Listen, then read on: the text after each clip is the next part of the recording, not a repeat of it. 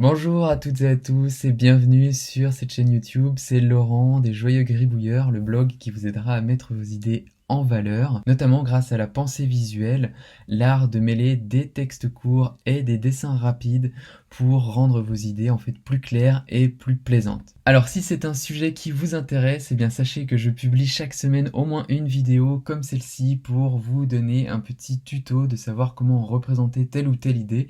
Donc n'hésitez pas à vous abonner pour ne louper aucune des prochaines vidéos. C'est parti! Alors aujourd'hui je réponds à la demande de l'un d'entre vous, enfin plus précisément de l'une d'entre vous, puisque c'est Nathalie qui m'a demandé en fait des idées pour représenter la fraude par un picto. Donc c'est une bonne question et évidemment c'est ce que nous allons voir après le générique.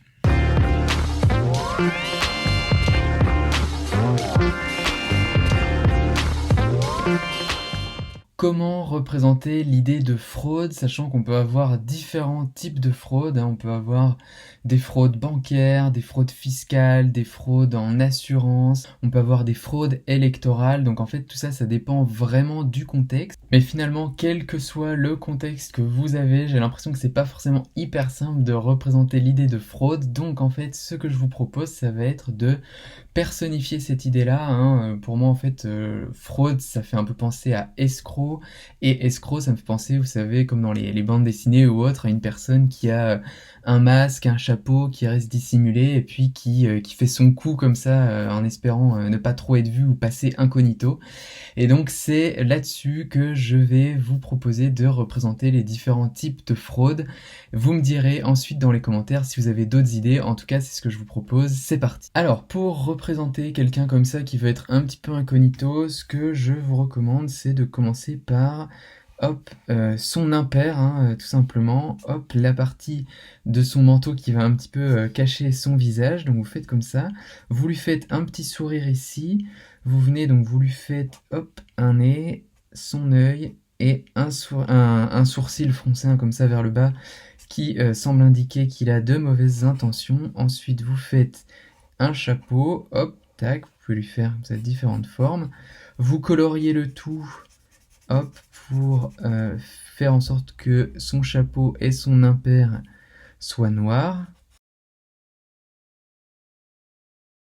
Voilà, et donc comme ça, vous avez représenté hein, quelqu'un qui se dissimule, qui dissimule son visage derrière son impair, qui avance comme ça un petit peu incognito. Et si vous voulez en fait ensuite amener de la précision pour dire par exemple que ça va être une fraude, par exemple une usurpation d'identité, hein, bah, vous pouvez hop, représenter ici une carte d'identité, hop, tac, tac, hop. Vous pouvez aussi par exemple, hein, si c'est une fraude bancaire, hop, bah vous mettez simplement ici 1 euro. Alors ça peut être ensuite un chèque, un billet, ça peut être n'importe quoi, mais en tout cas voilà, vous pouvez faire ça. Si c'est une fraude à l'assurance, eh bien vous pouvez faire comme un dossier. Souvent, hein, c'est dans les déclarations un petit peu fausses qu'on peut voir des fraudes à l'assurance. Donc là, vous pouvez représenter le parapluie comme pour rappeler l'idée d'assurance.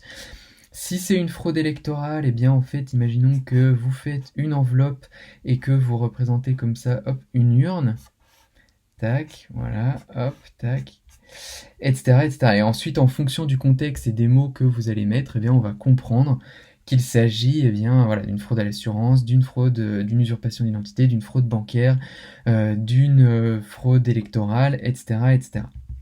Ensuite, si jamais vous voulez indiquer l'idée de lutte contre la fraude, et bien en fait potentiellement, hop, ce que vous allez faire, ça va être par exemple comme un petit chemin avec hop, ici une loupe, hein, comme pour indiquer que vous êtes à la recherche des traces qui vous conduiront vers hop, cet escroc, qui vous conduiront en fait à identifier la fraude et son origine, etc. Donc si on récapitule, vous avez comme ça l'idée de la fraude personnifiée donc par la personne qui avance un petit peu incognito avec son air un petit peu mauvais. Vous pouvez amener plus de de contexte avec différentes autres images pour dire voilà une fraude à quoi. Et vous pouvez aussi parler de la lutte anti-fraude au sens où vous allez indiquer voilà le fait que vous remontez à la personne qui a fait la fraude. Voilà, c'est tout pour cette vidéo. J'espère qu'elle vous aura plu et qu'elle vous donnera des idées pour vos futures gribouilles. N'hésitez pas, si vous avez d'autres idées pour représenter la fraude, à les indiquer en commentaire ou mieux à nous en faire part dans le groupe Facebook La Gribouille en groupe.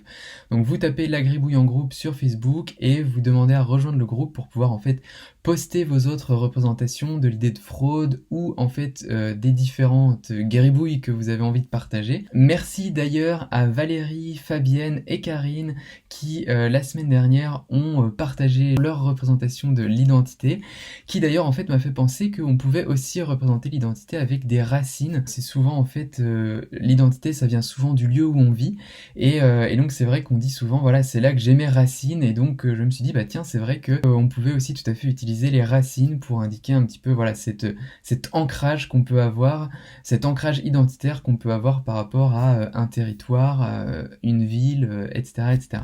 Quoi qu'il en soit, si vous avez aimé cette vidéo, n'oubliez pas de laisser un pouce bleu avant de partir, éventuellement un petit commentaire, ça fait toujours plaisir. Et quant à moi, il ne me reste plus qu'à vous dire à bientôt pour la prochaine vidéo.